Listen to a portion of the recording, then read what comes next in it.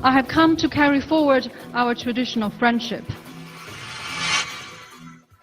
Cooperation in many areas is bringing in an early harvest of tangible benefits.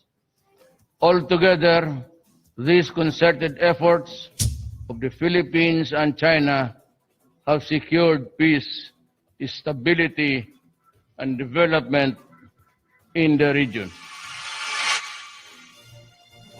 Those were Chinese Premier Li Keqiang and President Duterte speaking at a press briefing in Malacanang Palace earlier today. Good evening, I'm Sean Yao. The big story for Wednesday, November 15, Chinese Premier Li Keqiang's official visit to the Philippines, wherein he oversaw the signing of more than a dozen deals.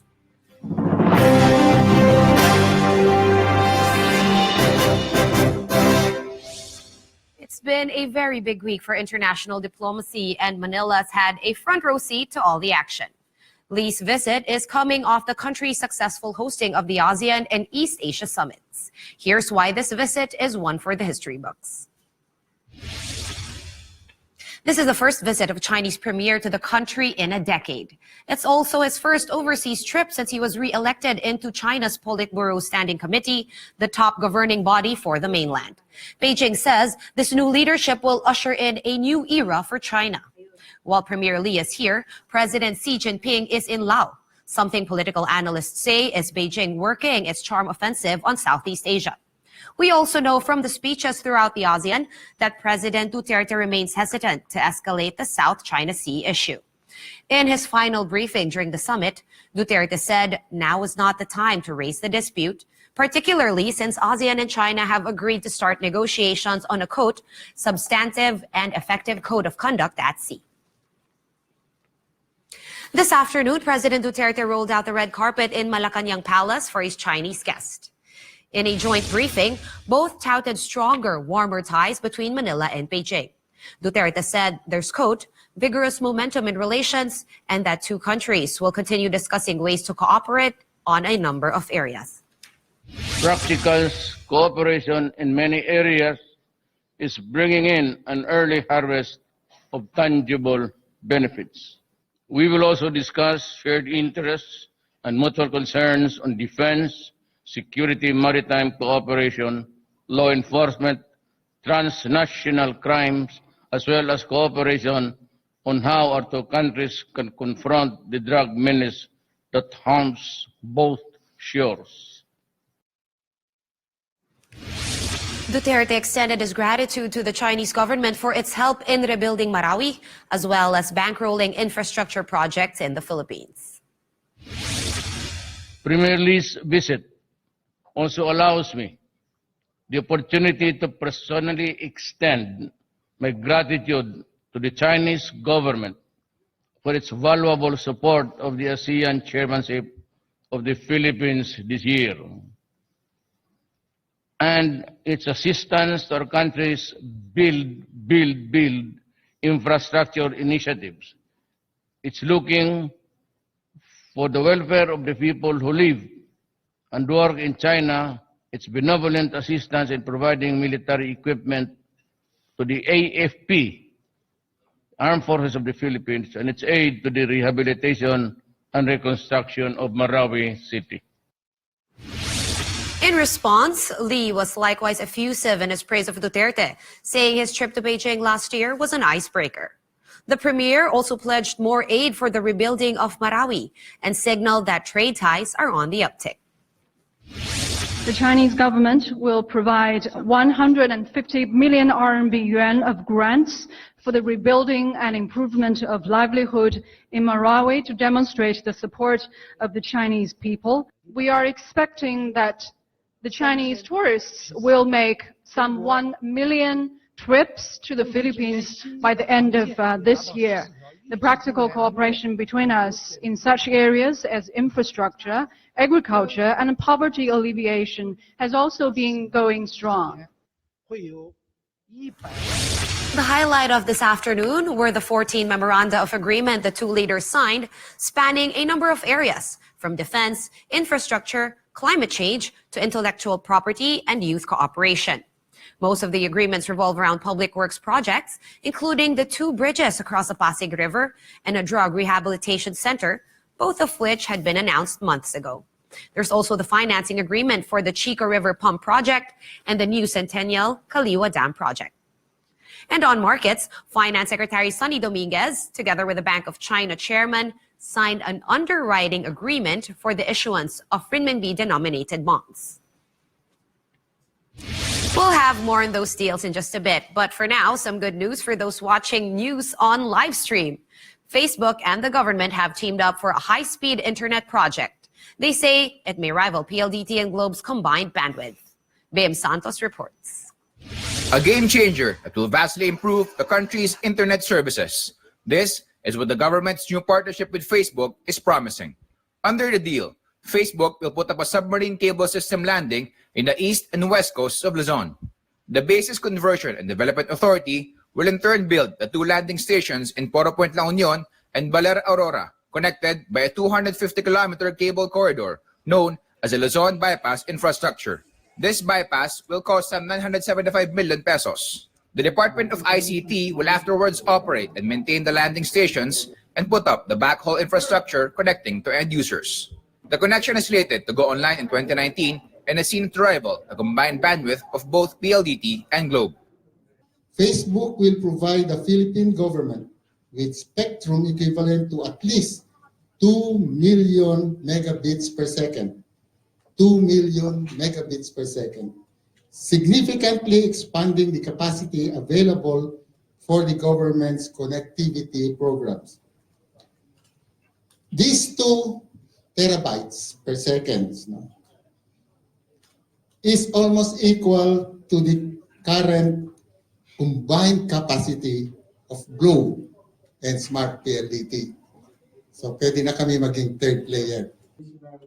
The government may fancy itself as a third telco player, but they're not exactly going head-to-head with the 2 dominant players.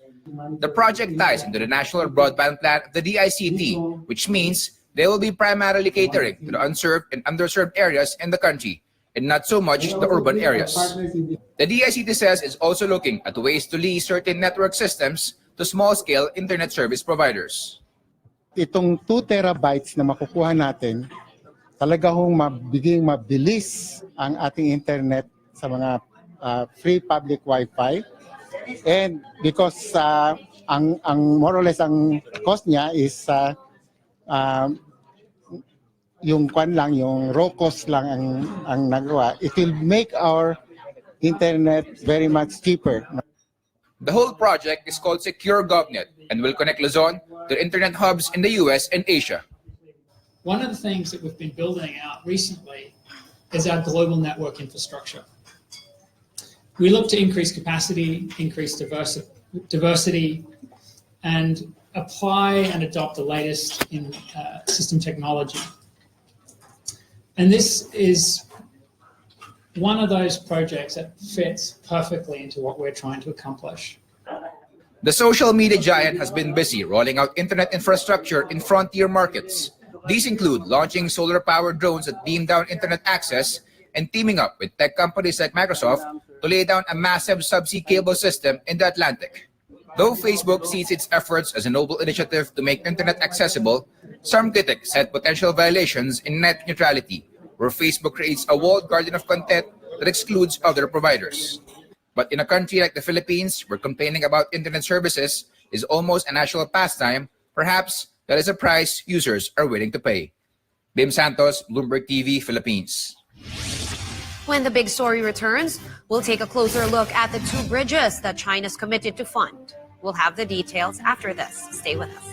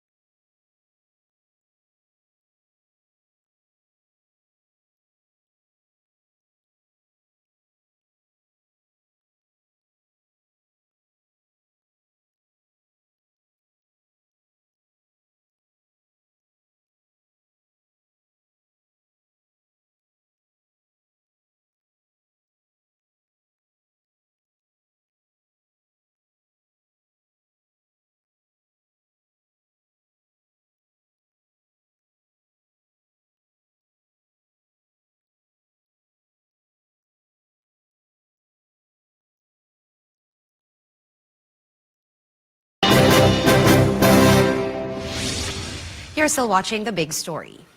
Now that our ASEAN chairmanship has drawn to a close, allow me to bring in Maris de la Cruz. Maris is the communications and media head of the ASEAN People's Forum.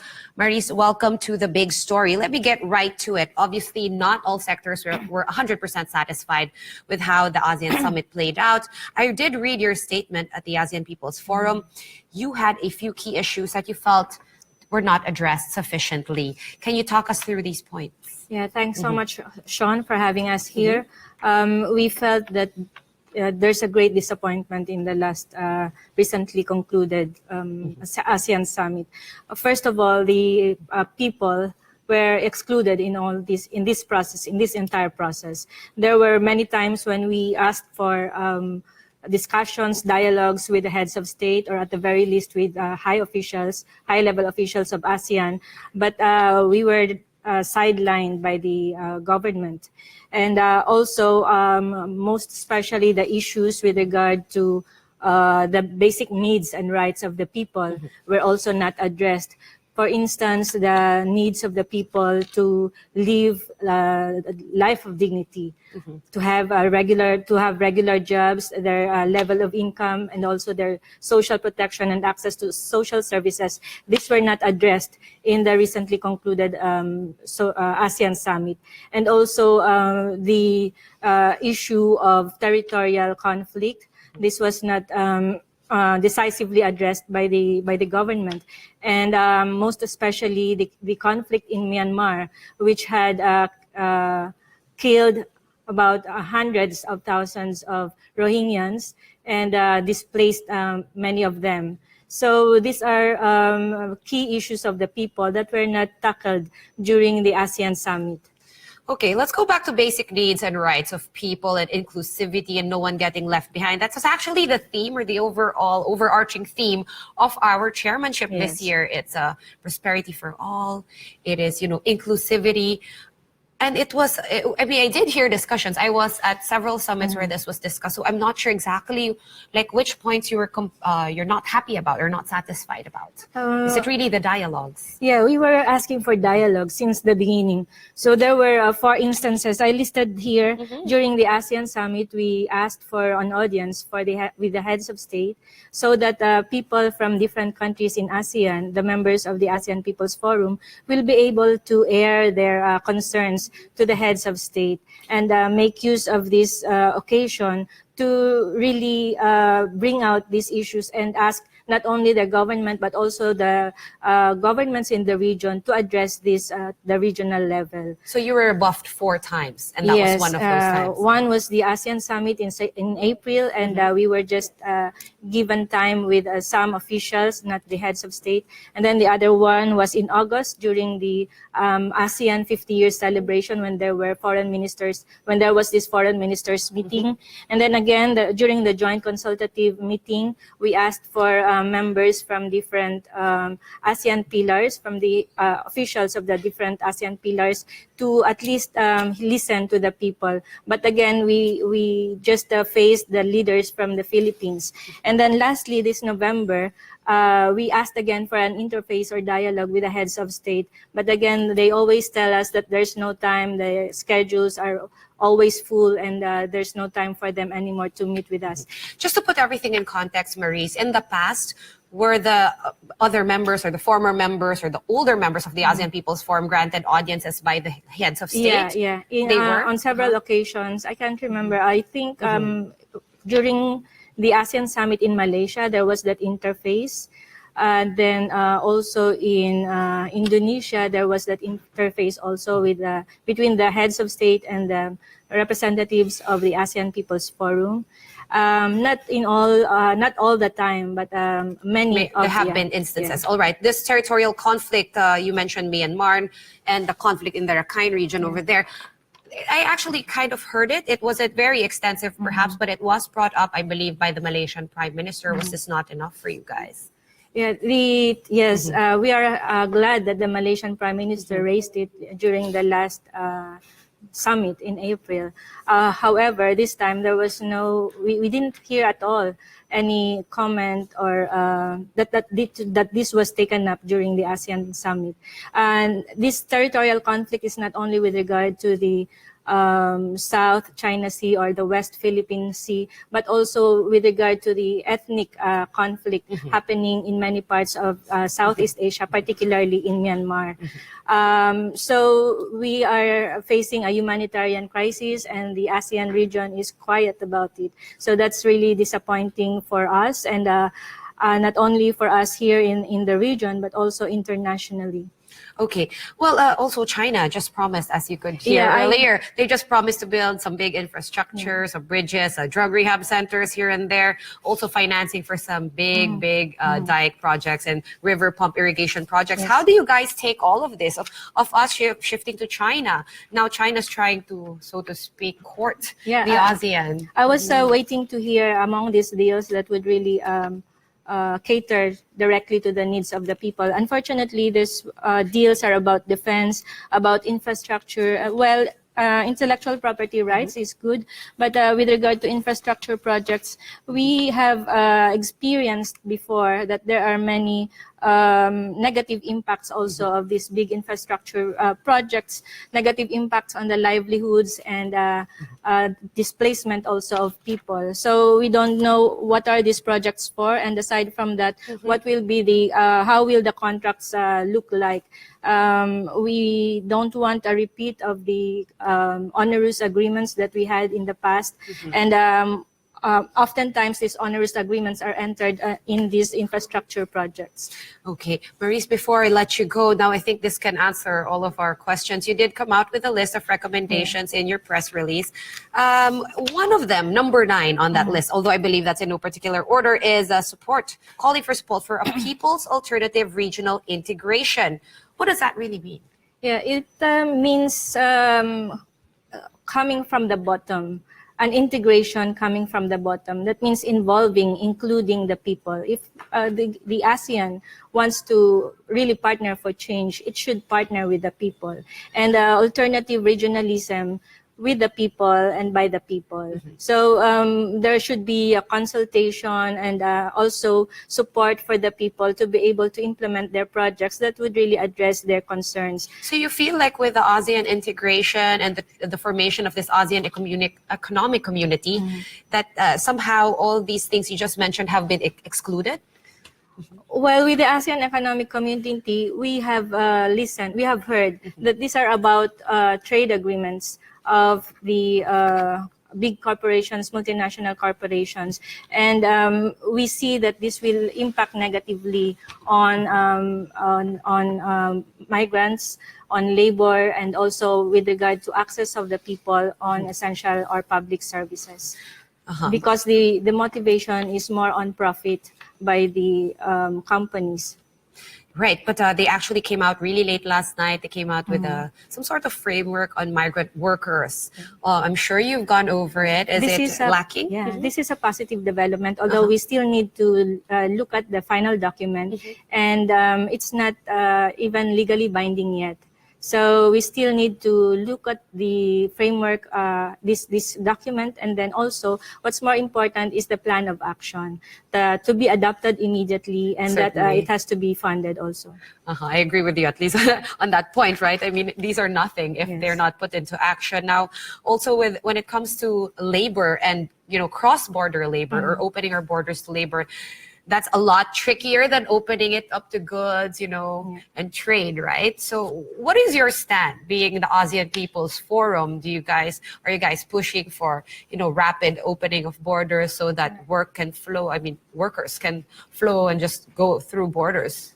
Well, it's good to have free movement of workers also, as long as it won't be a race to the bottom, as long as the rights of the workers will always be protected, and the living income will not be affected negatively. I mean, that if it's going to be a race to the bottom, then the income of workers may also suffer. And more importantly, we want to ensure that the social protection of people, of the working people, will be ensured wherever they go. So there is also that portability of social protection. Okay, so again, you can't take a stand unless you hear something more concrete about how this is going to be rolled out. Maris de la Cruz, thank you very much, representing the ASEAN People's Forum on the big story tonight. Now, after witnessing the signing of various memoranda of agreement, President Duterte and Chinese Premier Li Keqiang led the launching of 3 China-funded projects. Here are the details. 2 bridges and a drug rehabilitation facility. Those are the projects that were launched here in Malacanang during the official visit of Chinese Premier Li Keqiang. The 3 projects will all be funded by grants, meaning it shouldn't make a dent on the country's debt profile. The 2 bridges will connect Binondo to Intramuros in Manila and Estrella and Pantaleon in Makati. That's on top of several other memoranda of agreement signed between the 2 countries. That includes financing for the Kaliwa Dam and Chico River pump irrigation. Thank you. Finance Secretary Sonny Dominguez thanked the Chinese government for the grants, highlighting the impact these projects will make on the administration's priorities. These projects show China's understanding and sympathy for the challenges that confront our people as we move forward towards a truly dynamic and inclusive economy.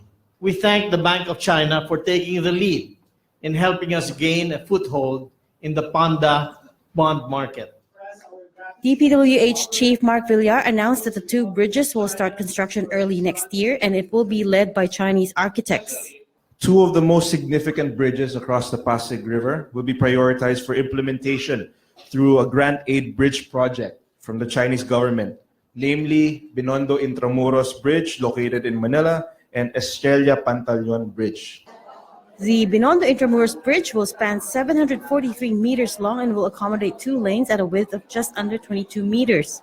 The Estrella Pantaleon Bridge, on the other hand, will be a bit shorter at 560 meters long and will also accommodate 2 lanes. Construction is estimated to take 2.5 years. As for the Drug Rehabilitation Center, Health Secretary Duque says it could benefit millions. The World Drug Report 2016 estimated that a total of 247 million people were using drugs in 2014. It is estimated that about 1 to 2% of drug dependents will require initial care in a residential drug treatment facility. In the Philippines, intelligence reports suggest a figure of 4 million people abusing drugs. The Finance Department has also submitted a list of additional new projects for Chinese financing. This so-called second basket of proposed projects will include a railway to link Subic in Clark, an expressway in Davao, and an inter-island bridge that will connect Panay, Guimaras, and Negros. Time to go over other headlines. China will help the Philippines set the stage for developing nuclear power. At the sidelines of the ASEAN summit, the 2 countries signed a cooperation agreement where Russia will assist the government in crafting a national policy for nuclear energy. Energy Secretary Alfonso Cusi said partnering with Russia is part of the government's effort to harness nuclear energy for safe use. This will involve assessing the mothballed Bataan nuclear power plant for possible rehabilitation. Remittances contracted 8.3% in September. That is the sharpest plunge in 14 years. Cash sent back home by Filipinos overseas stood at $2.18 billion, down from last year's $2.38 billion. The Bangko Sentral says the decline could be partly attributed to the continued repatriation of OFWs from Saudi Arabia who are under the amnesty program. Some analysts say the decline may be temporary and should recover in the 4th quarter. The Transport Department will look into the freak accident yesterday, which cut off the arm of a woman. That's according to Undersecretary Cesar Chavez after criticism for the supposed slow emergency response. Senate Committee on Public Services Chair Grace Poe claimed the accident could have been prevented with a passenger railing safety feature. But the Transport Department said they can only add more security guards and implement a skip train scheme for now. Structurally, ay hindi na natin pwedeng ma-adjust yun ngayon. By this time, medyo imposible yan. Sir, pwede natin gawin dyan, pag-aralan namin yung platform screen door na ilagay doon. No, it may take time, some time. Well, ang unang ginawa ng gwardiya, this is not to justify, ay kumuha ng picture. Kasi sila naman ang mayayari dyan. Ano? But whether or not yung training ng guard, yun ang iimbestigahan natin kung anong dapat gawin. That wraps up today's big story. I'm Sean Yao. Please don't forget to follow Bloomberg TV Philippines on Facebook. I'll leave you tonight with Chinese Premier Li Keqiang comparing ties with Manila to the weather. Good evening. Winter has come to Northern Hemisphere, but the temperature in Manila is still running pretty high. I think that somewhat reflects the temperature of China-Philippine relations. We hope that we will continue to work together to strengthen this positive momentum and work together to make up for the time that we may have lost.